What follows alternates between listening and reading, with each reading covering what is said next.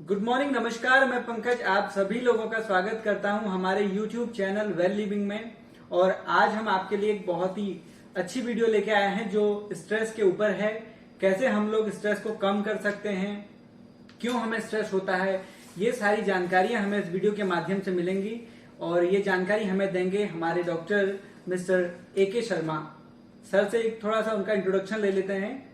Sir बताइए थोड़ा। नमस्कार, मैं डॉक्टर AK शर्मा हूँ और मैं सन 98 से 98 ईयर्स यानी अब तो 22-23 साल हो गए हैं। मैं स्ट्रेस मैनेजमेंट काउंसलर का भी मैं काफी लोगों का मैंने स्ट्रेस को दूर भी किया है, लोगों को मैनेज करना भी सिखाया है।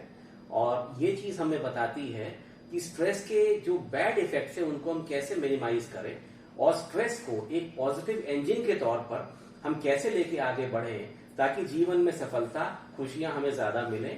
और जो हमें डिस्पेयर कहिए, आप होपलेसनेस कह लीजिएगा, इस चीज को हम बेसिकली मिनिमाइज कर सकें। स्ट्रेस के जो इफेक्ट्स हैं, बैड इफेक्ट्स, उनको हम कैसे मैनेज करें। सर मेरे को सवाल आपसे हैं कि स्ट्रेस के ऊपर जो मैं आपसे पूछूंगा और जो लोग भी जानना चाहते हैं कि स्ट्रेस एक्चुअली है क्या। तो could you explain what is stress, one can be को विद दिस प्रॉब्लम। देखिए, स्ट्रेस जो है बेसिकली एक ऐसा फैक्टर है, इसको हम ये कहते हैं कि ये एक ऐसी चीज है जो हम सभी को जितने भी प्राणी है, चाहे वो जानवर हो चाहे हम सभी को इफेक्ट करता है पॉजिटिवली और नेगेटिवली।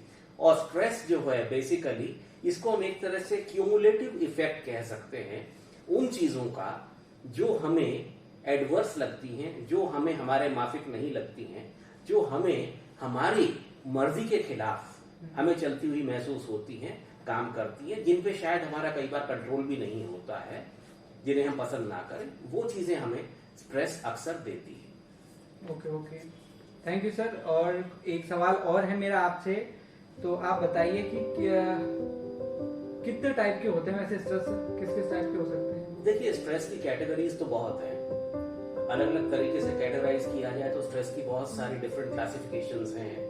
लेकिन स्ट्रेस मेनली दो तरह का होता है, इंटरनल एंड एक्सटर्नल। यानी कुछ तो चेंजेस ऐसे हैं जो हमारी बॉडी के अंदर होते हैं, वो हमें स्ट्रेस देते हैं। कुछ चीजें ऐसी होती हैं जो हमारे बाहर के एनवायरनमेंट में हो रही हैं, हमारे आसपास हो रही हैं, घटनाएं हैं। कुछ चीजें ऐसी हैं जिन पे हमारा कंट्रोल नहीं है, एडवर्सिटी का हमें सामना करना पड़ता है, जो चीज हमारे माफिक मन मुताबिक ना हो, तो वो चीजें, उनको हम कहते हैं एक्सटर्नल फैक्टर्स, जो हमें हमारे माइंड और बॉडी दोनों को ही एडवर्सली, नेगेटिवली अफेक्ट करते हैं। And they produce a feeling of discomfort and tension in our body and mind. और डूज एंड डोंट्स क्या है सर। देखिए, डूज एंड डोंट्स तो इसमें बहुत है, क्योंकि हर आदमी को जो भी स्ट्रेस का सामना करना पड़ता है वो उसकी अपनी एक इंडिविजुअल प्रॉब्लम होती है। लेकिन फिर भी कुछ ऐसी जनरल बातें हैं जो हम कहेंगे किसी के लिए भी हम अप्लाई करते हैं तो वो इन जनरल सबके लिए एप्लीकेबल होनी ही चाहिए। अब डूज में क्या होता है, सबसे पहली चीज तो हमें अपने आप को इस चीज के लिए हमेशा तैयार रखना चाहिए कि स्ट्रेस कभी भी आ सकता है। माइंड में नीडलेस फियर हम क्रिएट ना करें। स्ट्रेस नाम का हवा हमें अपने दिल दिमाग में नहीं बिठाना है। दूसरी चीज, अगर हम तैयार हैं कि कहीं ना कहीं कुछ ना कुछ हमारे मन मुताबिक ना हो सकता है ना हो, अगर हम उन चीजों के लिए तैयार होकर पहले से हम चलते हैं तो उसका इफेक्ट हमारे ऊपर नेगेटिव स्ट्रेस डालने वाला इफेक्ट मिनिमाइज हो सकता है। स्ट्रेस को केवल हम मैनेज करने की बात करते हैं। Stress can not be wished away. हमारे कहने भर से स्ट्रेस नहीं चला जाएगा, स्ट्रेस रहेगा। लेकिन स्ट्रेस को हम लोग अक्सर ही मैनेज करने की बात करते हैं ताकि उसके इल इफेक्ट्स को हम मिनिमाइज कर सकें। एग्जाम्पल्स बहुत हैं इसके, मैं आपको एग्जाम्पल देके बताता हूँ। अब जैसे एक स्टूडेंट है, वो पढ़ रहा है एग्जाम के लिए, सारे साल उसने तैयारी नहीं करी, लेकिन अब जब लास्ट फाइनल एग्जाम का समय नजदीक आता है, उस टाइम पर उसको लगता है कि मैंने काश ये पढ़ाई इतने तब कर ली होती, ये सब्जेक्ट ऐसे कवर कर लिए होते। तो उसको ये पता होता है कि मैं एग्जामिनेशन में क्वेश्चंस को प्रॉपरली आंसर नहीं कर पाऊंगा, आगे चल के मार्क्स अच्छे नहीं आएंगे, अचीवमेंट्स जो हमारी होनी चाहिए वो पूरी हमारे मन मुताबिक या आशाओं के अनुरूप नहीं होंगी। तो उसके अंदर एक तरह का बैड स्ट्रेस आ जाता है, जिसको हम बोलते हैं DYS, डिस्ट्रेस। ये वो स्ट्रेस है which comes with the feeling of discomfort, tension and uneasiness. इसको हम डिस्ट्रेस कहते हैं। दूसरी तरह का स्ट्रेस ऐसा होता है, एक पॉजिटिव स्ट्रेस होता है। एक पढ़ने वाला बच्चा है, वो ये चाहेगा कि एग्जाम जल्दी से जल्दी आए ताकि मैं एग्जाम्स को मैं क्लियर करके अच्छे मार्क्स लाऊं और अगली क्लास में भी मैं विद ऑनर्स मैं जाऊं, अपने आप को अपग्रेड करूं। एक चीज और सर जी, कुछ देर पहले आपने एक्सटर्नल और इंटरनल दो टाइप के स्ट्रेस हमें बताए। जी, तो जो एक्सटर्नल स्ट्रेस है क्यों होता है? देखिए आज की दुनिया में हमारा जो लाइफस्टाइल है वो इस तरह का है कि एक्सटर्नल स्ट्रेस हमें ज्यादा अफेक्ट करता है। हमारी लाइफ बहुत फास्ट हो गई है, हमारे गोल्स एंड एम्बिशंस बहुत ज्यादा ऊंचे हो गए हैं, जो एक्चुअली कई केसेस में प्रैक्टिकल नहीं होते। जिन यंगस्टर्स को आजकल जवानी में सपने बुनने की हैबिट हो जाती है कि उन्हें इतना अचीव करना ही करना है, वो इस स्ट्रेस का सामना ज्यादा करते हैं। वो यंगस्टर्स जो लाइफ को as it is, as it comes लेते हैं और फिर अपने अपने सारे कामों को निर्धारित करके आगे चलते हैं, उनको कम स्ट्रेस का सामना करना पड़ता है। जिन यंगस्टर्स के ऊपर पीयर प्रेशर होता है, यानी उनके जो प्रियजन हैं, टीचर हैं, पेरेंट्स हैं, फैमिली की कई बार ऐसी डिमांड्स होती है कि देखो हमारी फैमिली में भाई इन्होंने इतना इतना अचीव किया तो आपको भी इतना अचीव करना ही चाहिए, उसको बोलते हैं पीयर प्रेशर। कभी कभी हमारे चाहने वाले भी हमारे ऊपर अपने एम्बिशंस लाद देते हैं, तो वो जो पीयर प्रेशर होता है वो बहुत बड़ी दिक्कत करता है। सबसे बड़ी मुश्किल एक आजकल खड़ी हो गई है, हर बच्चा मल्टीटास्किंग में बिलीव करता है, एक साथ बहुत सारे काम करने हैं, ये पॉसिबल नहीं होता है। Multitasking is a myth. और एक सबसे बड़ी प्रॉब्लम आजकल आ रही है जिसको हम बोलते हैं कट थ्रोट कॉम्पिटिशन। इस कट थ्रोट कंपटीशन ने तो पता नहीं कितनी ही जिंदगियां खराब कर दी हैं। हर व्यक्ति, हर बच्चा अपने खुद की एबिलिटीज को ना देख के आसपास वाले की, दूसरों की, अपने आइकॉन्स की, अपने आइडियल्स की एबिलिटीज को देख के, उनकी पोजीशंस को देख के उसके अनुसार अपने आप को आगे चलाने की कोशिश करता है, जो उसके लिए अननेचुरल होता है और प्रैक्टिकली अचीवेबल नहीं होता है। तो ये जो चीज होती है कट थ्रोट कंपटीशन वाली, और फिर बाद में उसको कॉपी करके अपने आप को आगे बढ़ाना, इस चीज ने बहुत ज्यादा स्ट्रेस दे दिया है आजकल। Okay, could you explain which factor can be responsible for a stressful life? Stressful life के लिए फैक्टर्स तो बहुत सारे हैं। एक तो हमारी फास्ट लाइफ, जैसे मैंने अभी भी कहा, लाइफ बहुत ज्यादा फास्ट हो चुकी है, अनड्यूली फास्ट हो चुकी है। चेंजेस इतने फास्ट आ रहे हैं, नए नए इक्विपमेंट ऐसे आ रहे हैं, जो पुराने जो एजुकेशन का सिस्टम था जिसमें 3 R's होते थे, रीडिंग, राइटिंग एंड अरिथमेटिक, वो चीज तो आजकल बिल्कुल ही ऑब्सोलीट मान ली गई है, उसको तो एक तरफ शेल्फ कर दिया गया है। और आजकल मैंने क्या देखा है कि जैसे जैसे हमारी पढ़ाई और ज्यादा स्पेशलाइज होती चली जा रही है, तो हमारा जो बच्चों का जो फोकस है बेसिकली देखा जाए तो वो इतना नैरो हो चुका है कि वो ब्रॉड स्पेक्ट्रम में, वाइड रेंज में दुनिया को परसीव करना भूल गए। इससे उनकी दुनिया, उनके केवल अपने सेल्फ, शायद कोई गिने चुने लोग हों, उनका अपना कैरियर, अपना प्रोफेशन, यहीं तक ही लिमिट होकर रह गई है। तो कुछ टाइम के बाद में ही वो अपने आप को इतना आइसोलेटेड फील करते हैं।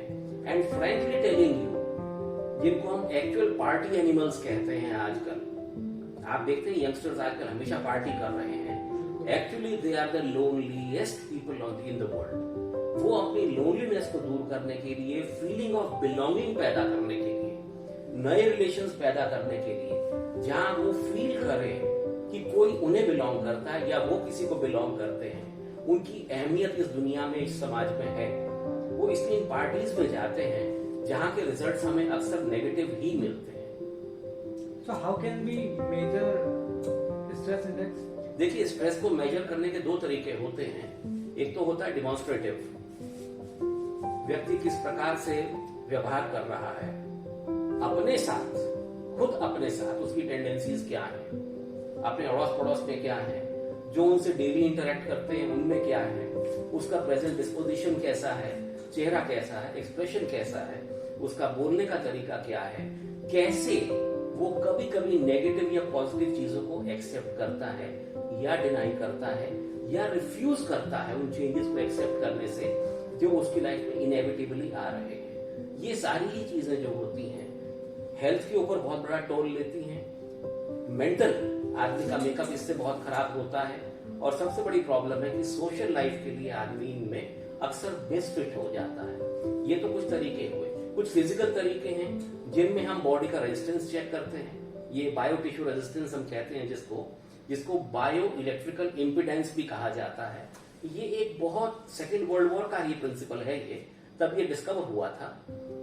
हमारे टिश्यूज जो होते हैं, जब कभी भी हमारी बॉडी में माइल्ड सी इलेक्ट्रिकल इम्पल्स फ्लो करती है तो हमारे टिश्यूज, हमारे organs mild very mild resistance put up करते हैं उस फ्लो को। उस रेजिस्टेंस को मेजर करके डिफरेंशियली along 22 pathways हम लोग बाकायदा बॉडी के हर एक अंग में इंक्लूडिंग द ब्रेन उसका हार्मोन्स के ऊपर इफेक्ट, स्ट्रेस हार्मोन्स के लेवल्स, व्यक्ति की सोच विचार, उसका मेंटल डिस्पोजिशन कैसा है, ये सारी चीजें हमारे पास कुछ चीजें ऐसी हैं जिनसे हम आपको स्ट्रेस एक्चुअली मेजर करके दिखा सकते हैं। कुछ ऐसी भी चीजें हमारे पास हैं जो स्ट्रेस को different levels of indices, stress level index, कुछ सेट पैरामीटर्स के अनुसार स्ट्रेस का लेवल किसमें कितना है उसको मेजर भी करती हैं। ये लेटेस्ट डेवलपमेंट्स हैं जिनके बारे में मैं आगे बात करूंगा। एक और बात भी होती है, एक तरीका और है, ये तो डिमॉन्स्ट्रेटिव तरीका हो गया, हमने आपको मेजरमेंट का भी बता दें। एक होता है एम्पिरिकल मेथड्स। वो मेथड्स होते हैं plainly based upon inferences and deductions. आप इन्फर कर रहे हैं किसी चीज से, फिर आपने डिड्यूस किया और आपका ये कंक्लूजन निकला कि स्ट्रेस का लेवल इतना है, इस स्ट्रेस का ये इफेक्ट हुआ है, इस फैक्टर ने इस प्रकार को नेगेटिवली या पॉजिटिवली इफेक्ट किया है। देखिए, stress is not all that bad. मैं पहले बता देता हूं, स्ट्रेस नाम का अपने मन में नीडलेस फियर क्रिएट ना करें। स्ट्रेस दो तरह का होता है। एक तो होता है अच्छा स्ट्रेस, जैसे हमने पहले भी जिक्र किया है, जो आपको अच्छे कार्य करने के लिए अच्छे टारगेट्स आपसे सेट कराता है, उन टारगेट्स के अनुसार आपसे अच्छे कार्य करने के लिए आपको एनकरेज करता है, इनिशिएटिव लेने के लिए आपको आगे वो अल्टीमेटली गोड करता है कि आप आगे चले।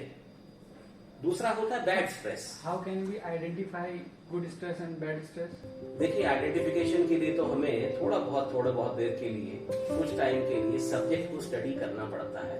सब्जेक्ट यानी हमारा जो ह्यूमन बीइंग है, उसके चेंजेस को देखना पड़ता है, उसकी बॉडी में, माइंड में, उसके बिहेवियर में, उसके डिस्पोजिशन में, प्रेजेंटेशन कैसी है उसका बोलना चालना कैसा है, चलना कैसा है, कैसे वो लाइफ में होने वाले चेंजेस को एक्सेप्ट करता है, रिफ्यूज करता है। कई लोग ऐसे होते हैं जो रियलिटी के साथ कभी भी एक्सेप्ट ही नहीं कर पाते। तो ये चीजें तरीके होती हैं जो बहुत सारे एक्सपीरियंस पर बेस्ड होती हैं, जिन्हें हम with age and time and proper exposure हम समझ सकते हैं। मेरे एक सवाल और है सर आपसे, do we have any medical device which can diagnose this stress level? देखिए, स्ट्रेस का तो जहां डायग्नोसिस की बात होती है, stress does not need to be diagnosed. Let's put it correctly, stress only needs to be understood कि stress है, किस लेवल पर है, कहां उसके इफेक्ट सबसे ज्यादा हैं, कहां उसके इफेक्ट्स कम हैं। तो हमारे पास ऐसा मेडिकल इक्विपमेंट है and you won't believe it. मैं इसको पिछले कुछ टाइम से, 1.5 साल से मैं ऑपरेट कर रहा हूं और मेरे पास ऐसे कितने ही लोग आते हैं कि जब हम उनका एक बार HRA, हेल्थ रिस्क अप्रेजल, ये इंडिया में केवल हमारे पास है, किसी और के पास ये नहीं है। HRA क्या है सर? बेसिकली जबरदस्त एक स्कैनर है जो पूरी की पूरी बॉडी, माइंड का फिजियोलॉजिकल और पैथोलॉजिकल और एक हद तक मेंटल स्टेटस पेशेंट का वो एनालाइज करता है, प्रॉपरली प्रेजेंट करता है। हम जब कभी भी पेशेंट को साथ बिठा के एनालिसिस के बाद में जब उससे बात करते हैं तो पेशेंट अक्सर वही सारी बातें हमें बताता है जो हमें हमारे HRA इक्विपमेंट ने बताई है, स्कैनर ने बताई है। होल बॉडी स्कैनर है ये। पूरी बॉडी को स्कैन करता है और 22 पाथवेज होते हैं और हमारे 15 सिस्टम्स को इंटरस्टिशियल लेवल पे, ऑर्गन लेवल पर, टिश्यू लेवल पर ये प्रॉपरली उसको एनालाइज करता है, उसकी हमें वैल्यूज देता है, बाकायदा हमें उसकी एम्पिरिकल वैल्यू, न्यूमेरिकल वैल्यूज मिलती हैं। एंड सबसे बड़ा इसका एक प्लस पॉइंट मुझे ये लगा है कि हमारे हैप्पीनेस हार्मोन्स कितने हैं, हमारे दूसरे डिस्ट्रेस वाले हार्मोन्स कितने हैं, स्ट्रेस हार्मोन्स कितने हैं, उनका लेवल क्या है, ये सारी ही चीजें और उनके जो कॉरस्पॉन्डिंग चेंजेस बॉडी में हुए हैं, यहां तक कि ये आने वाले समय में भी, आगे आने वाले समय में भी हमारे सब्जेक्ट को क्या क्या फिजिकल प्रॉब्लम्स, मेंटल प्रॉब्लम्स होने के चांसेस हैं, ये यहाँ तक ये बता देता है। इसका मतलब जो एचआरए जो डिवाइस है वो हार्मोनल स्टडी भी करता है, साथ ही साथ स्ट्रेस लेवल भी बताता है, हार्मोनल स्टडी भी करता है, प्रीडिस्पोजिशन बताता है हमारा कि किस किस डिसऑर्डर की तरफ हम ज्यादा प्रीडिस्पोज्ड हैं, क्या क्या चीज पहले हो चुकी है, पेशेंट की हिस्ट्री में जाना, उसका प्रेजेंट स्टेटस देखना, उसका प्रेजेंट में detail as of today on the day of examination, ये वो बताता है। और आने वाले समय में अगले साल, 2 साल, 3 साल में क्या क्या चेंजेस आने हैं वो हमें टिश्यू और ऑर्गन लेवल पर बताता है। पंकज, एक बात मैं आपको बताना चाहता हूँ, कन्वेंशनल डायग्नोसिस में हम लोग जहां डिपेंड करते हैं ब्लड टेस्ट के ऊपर, तो ब्लड में वो चेंजेस अक्सर बहुत टाइम बाद ही उतरते हैं, आते हैं। अच्छा, उससे पहले बॉडी में आ चुके होते हैं पर डायग्नोज नहीं हो पाते क्योंकि ब्लड में भी वो नहीं आ रखे। हमारे पास कोई और तरीका कन्वेंशनल मेथड से नहीं है कि हम टिश्यूज और ऑर्गन्स के अंदर हुए चेंजेस को एनालाइज करें, सिवाय HRA के। ये एकमात्र एक ऐसी यूनिक एचआरए जो है ऑर्गन में चल रहे डिसऑर्डर को बता देता है, ऑर्गन्स के अंदर चल रहे टिश्यूज एंड सेल्स लेवल पे बता रहे हैं, जो ब्लड में एक्स्ट्रा सेलुलर फ्लूइड है उसके लेवल पे बता रही है, ऑर्गन लेवल पे, इंटरस्टिशियल फ्लूइड्स के लेवल पे ये बताता है। और सबसे बड़ा इसका एक जो मैं प्लस पॉइंट ये चाहूंगा कि अगर आने वाले समय में किसी को भगवान ना करे कोई बुरी बीमारी भी अगर आगे होनी है हमारे पास, तो ये उसको पहले वार्न कर देता है। हमारे पास ऐसे केसेस भी आए हैं जिनमें चलता फिरता सब्जेक्ट आया है, परफेक्टली ओके है, हमने उसको ये बताया कि आपको frankly malignancy, cancers, uncontrolled growth, tumours ये होने के चांसेस हैं। जिन्होंने ध्यान दे लिया उनका आज टाइमली ट्रीटमेंट हो रहा है, नहीं तो अक्सर आमतौर पे इन चेंजेस का ग्रेड 3, ग्रेड 4 में ही डिटेक्शन होता है and by that time it's usually too late. तो बेसिकली एचआरए जो है बॉडी का रिस्क असेसमेंट करके हमें इंडिकेशन दे देता है कि आपकी बॉडी इस तरफ को मूव करके आगे चल के, अभी तो डिसऑर्डर है, आगे चल के डिजीज में कन्वर्ट हो सकते हैं। Very accurately, very precisely and very meticulously. देखिए, हम तो इसको 95-96% तक भी हम इसकी एक्यूरेसी को लेकर चलते हैं। और एक बात मैं कहना चाहता हूँ, कभी कभी तो यहाँ तक भी हुआ है कि डॉक्टर्स ने जो डायग्नोसिस किया था प्रोविजनल, इसने कभी कभी उनको भी कॉन्ट्राडिक्ट किया है। अच्छा, मोस्ट ऑफ द टाइम देखा गया है जो लोग स्ट्रेसफुल लाइफ जी रहे हैं वो अपने आप को सर अपना कंपेयर करते हैं लोगों से कि उसके पास इतना है, उसने ये कर लिया है, ये अचीव कर लिया है, कुछ मेंटालिटी है लोगों में ऐसी, तो कैसे वो दूर करें इस चीज को? देखिए, कट थ्रोट कंपटीशन के साथ साथ लोगों में 3 बातें आ चुकी हैं। एक तो अ फीलिंग ऑफ एनवी, सामने वाले को देखकर उससे थोड़ी जलन पैदा होना। दूसरा आता है एक फीलिंग ऑफ जेलसी कि दूसरे के पास अगर ऐसी चीज है तो मेरे पास क्यों नहीं है, या मेरे पास नहीं है तो दूसरे के पास क्यों है। और तीसरी चीज आती है हर वक्त सर के ऊपर, दिमाग पर, मन पर एक बर्डन लेके चलना कि मुझे इतना अचीव करना ही करना है, चाहे वो प्रेशर कोई भी हो जो उससे ये काम करा रहा है।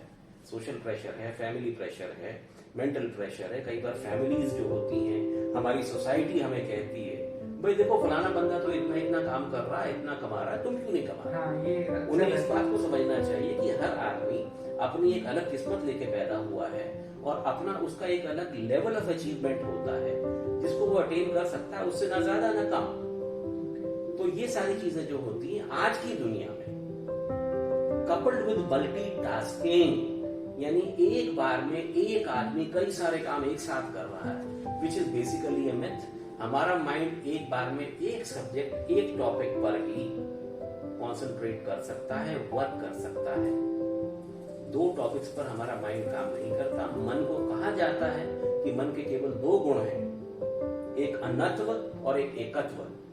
जैसा अन्न खाएंगे वैसा हो जाएंगे, और मन में एकत्व का जो गुण होता है, यानी मन केवल एक है, एक सब्जेक्ट पर, एक टॉपिक पर एक बार में मन एक ही काम कर सकता है।